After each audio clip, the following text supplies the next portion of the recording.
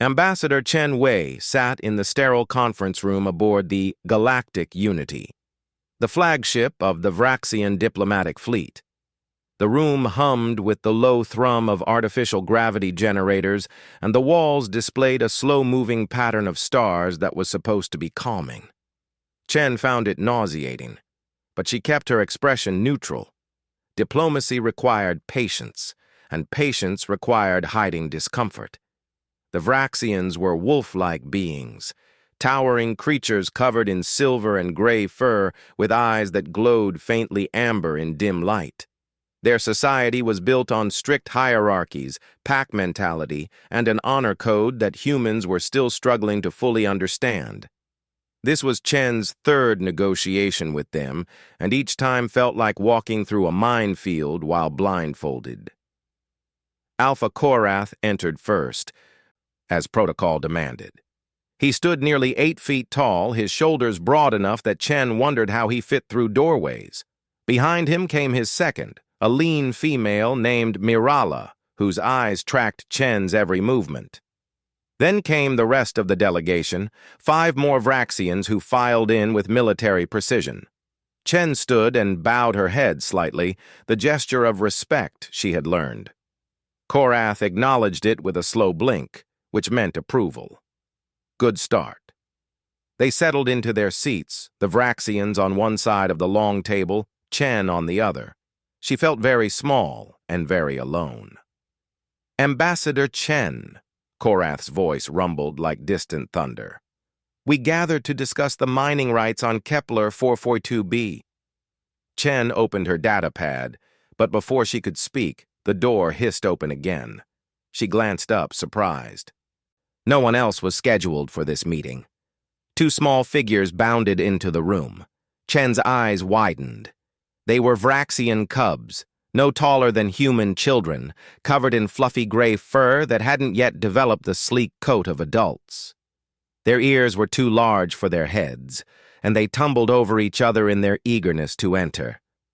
Korath's expression, which Chen had learned to read through weeks of careful observation, showed something between annoyance and resignation. Kara, Dax, you were instructed to remain in quarters. The larger cub, presumably Kara, sat back on her haunches with an unapologetic expression. Father, you promised we could observe diplomatic proceedings. When you are older.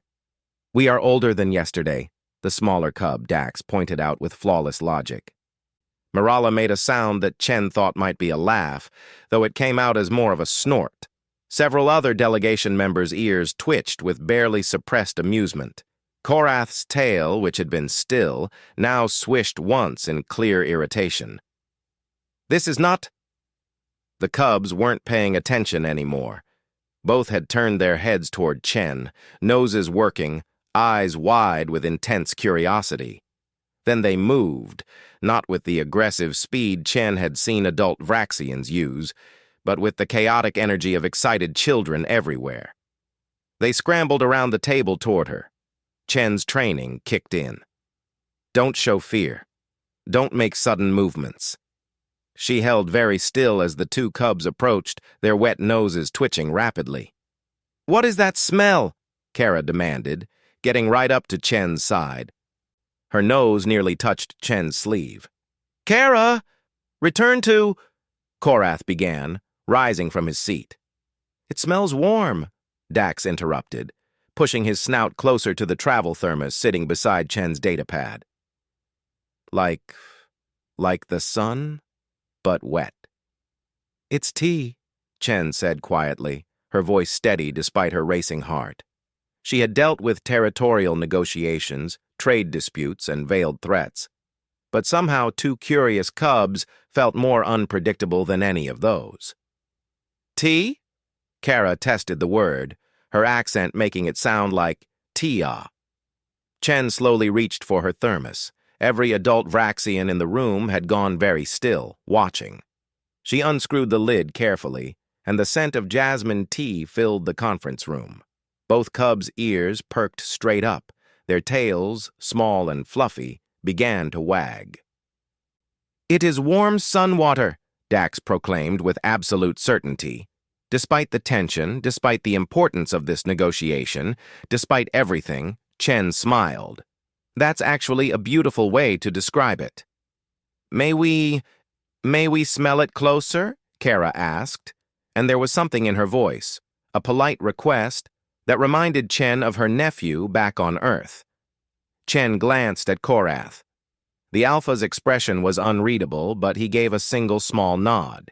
She held the open thermos lower, and both cubs leaned in, inhaling deeply. Their eyes closed in what looked like bliss. "What is it made from?" Kara asked. "Leaves from a plant called Camellia sinensis," Chen explained. "We dry them, add hot water, and sometimes other things for flavor. This one has jasmine flowers." Flowers. Dax's eyes opened. "You drink flowers?" "The scent of flowers, really. They're added to the tea leaves while they dry." Korath cleared his throat, a sound like rocks grinding together. "Cubs, you have satisfied your curiosity. Now return to— Father, may we try it?" Kara turned to him with pleading eyes that Chen recognized from every species with children she had ever encountered. The Alpha's jaw worked for a moment. Chen could practically see him weighing pack discipline against whatever Vraxians felt toward their cubs. "That is the ambassador's decision." Every eye turned to Chen. She thought quickly. The tea was just tea. Nothing dangerous. But this was a diplomatic situation, and offering food or drink carried significance in many cultures. On the other hand, refusing cubs who had asked politely might be insulting. "I would be honored to share," Chen said carefully. "Though I should warn you, it's very different from what you usually drink." She pulled two small, collapsible cups from her bag. Years of traveling had taught her to always carry extras. She poured a small amount into each, let it cool for a moment by blowing on it gently, then offered one to each cub. They took the cups with surprising care, held them in their small paws, and sniffed deeply before sipping. Kara's face scrunched up immediately. Dax's ears flattened. Chen waited for them to spit it out, to complain. Cubs were cubs, regardless of species. But then Kara took another sip, and another. "It tastes like rain on stone," she said slowly. "But sweet, but not sweet. Warm." "It makes my tongue feel fuzzy," Dax added, but he kept drinking too. "That's the astringency," Chen explained. "Some teas have more than others." The cubs finished their small portions and looked at her with something approaching reverence. "Ambassador Chen," Kara said seriously, "you have shared warm sun water with us. This is a great gift." Korath made a sound Chen had never heard before, something between a sigh and a growl. "Cubs, the proper response to a gift is—" "We know, Father," Dax interrupted. "A gift creates obligation." Chen's diplomatic instinct suddenly went on high alert. She had just created an obligation. In Vraxian culture? She ran through everything she knew about their customs, trying to remember what this meant. Mirala leaned toward Korath and whispered something too quiet for Chen to hear. The Alpha's ears tilted back, then forward again. "Ambassador," Korath said slowly, "my cubs have accepted refreshment from you. In our culture, this creates a small debt, particularly as they initiated the contact. They must now offer service in return." "Oh, I didn't mean to," Chen started. "You have done nothing wrong," Korath assured her, and his tone had shifted somehow, become less formal. "But my cubs must settle their debt. It is how they learn honor." Kara and Dax stood straighter, their small faces serious. "What would you ask of us, Ambassador Chen?" Kara asked. Chen's mind raced. She couldn't ask for anything significant from children. That would be both inappropriate and strategically foolish. But refusing might insult them. She needed something small, harmless, something that satisfied honor without creating complications. "Well," she said slowly, I have many meetings scheduled on this ship over the next week. If it wouldn't trouble you too much, perhaps you could help me prepare tea before each one. That way I don't have to carry everything from my quarters each time." Both cubs' ears perked up. They looked at each other, then at their father, then back at Chen. "You would trust us with warm sun water preparation?" Dax asked, his voice awed. "If your father permits it, yes." Korath's expression was difficult to read, but Chen thought she caught something like approval in his eyes. "Very well. The cubs will attend you before each scheduled negotiation. They will learn the preparation of tea. This will satisfy their obligation." The cubs practically vibrated with excitement. "We will be the best tea makers in the fleet," Kara announced. "We will learn everything," Dax added. Chen couldn't help but smile. "I'll teach you everything I know." Korath gestured for the cubs to return to his side. They obeyed, but kept looking back at Chen with bright, eager eyes. "Now," the Alpha said, settling back into his seat, "shall we discuss Kepler 442b?" The negotiation proceeded more smoothly than any of Chen's previous meetings with the Vraxians. She wasn't sure if it was because of the cubs' interruption breaking the formal tension, or because Korath seemed to view her differently after she had handled his children with kindness. Either way, she would take the advantage. The next morning, Chen woke to a polite chime at her quarters door. She opened it to find Kara and Dax standing at attention, eyes bright, tails wagging. "We are here for tea lesson. Ambassador Chen," Kara announced formally. Chen had to suppress a laugh. "Come in." She showed them her small collection of teas from Earth, explained the differences between green and black and oolong, demonstrated water temperature and steeping times. The cubs listened with intense focus, occasionally asking questions that revealed surprisingly sharp minds. "Why does temperature matter?" Dax asked. "Too hot and you burn the leaves. The tea becomes bitter." "But you like some bitterness," Kara observed. "You said the fuzzy tongue feeling is good." "Balance," Chen explained. "You want some astringency, but not too much." They practiced with the jasmine tea from yesterday, the cubs carefully measuring leaves, testing water temperature with their paws, timing the steep with a precision that surprised Chen. When they had prepared the tea, following her instructions exactly, Chen poured 3 cups, and they sat together in her small quarters. "This is like pack sharing," Kara said quietly. "When the hunt is done and food is divided." "We're learning an important skill," Dax added. "Father says all skills honor the pack." Chen saw then what she had missed before. This wasn't just about settling a debt or learning about tea. For these cubs, this was about connection, about understanding something strange and alien and making it familiar. Just as she was trying to understand their culture, they were trying to understand hers. "You honor me by learning," Chen said, using a phrase she had heard Vraxians use. Both cubs' ears tilted forward, a sign of pleasure. Over the following days, Kara and Dax appeared before every scheduled meeting. They prepared tea with increasing skill, experimenting with different varieties from Chen's collection.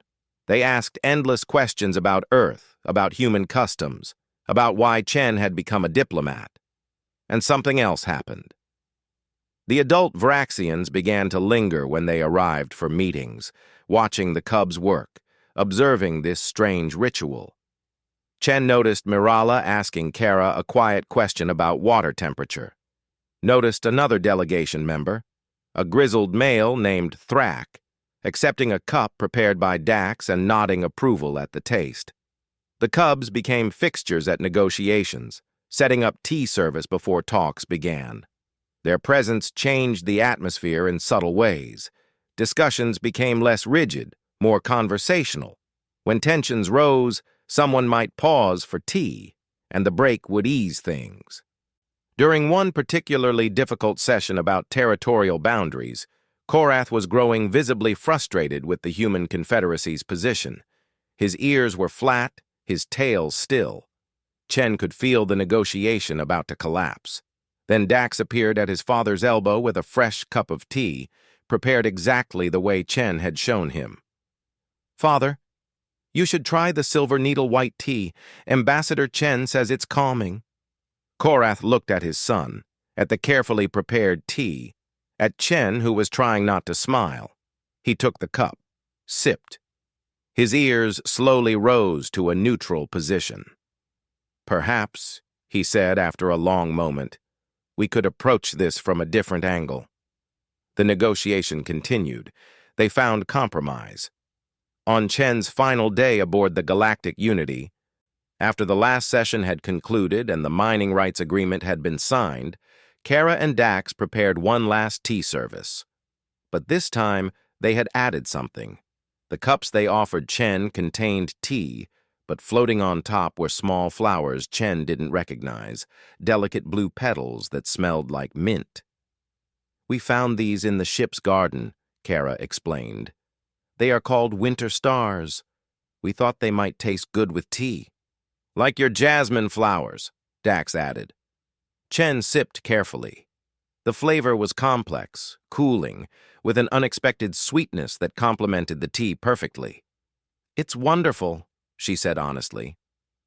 Korath, who had come to oversee his cubs one final time, watched with what Chen now recognized as pride. "Ambassador Chen," he said formally, "my cubs have learned much from you. More than tea preparation.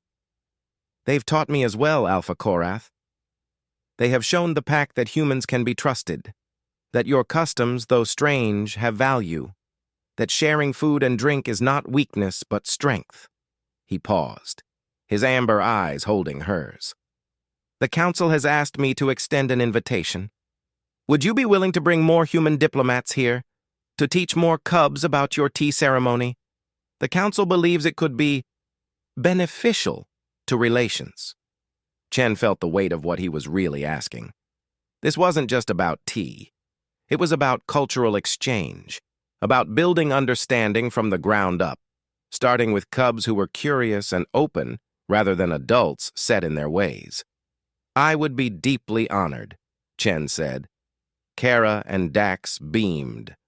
Their tails wagged so hard their entire back ends moved.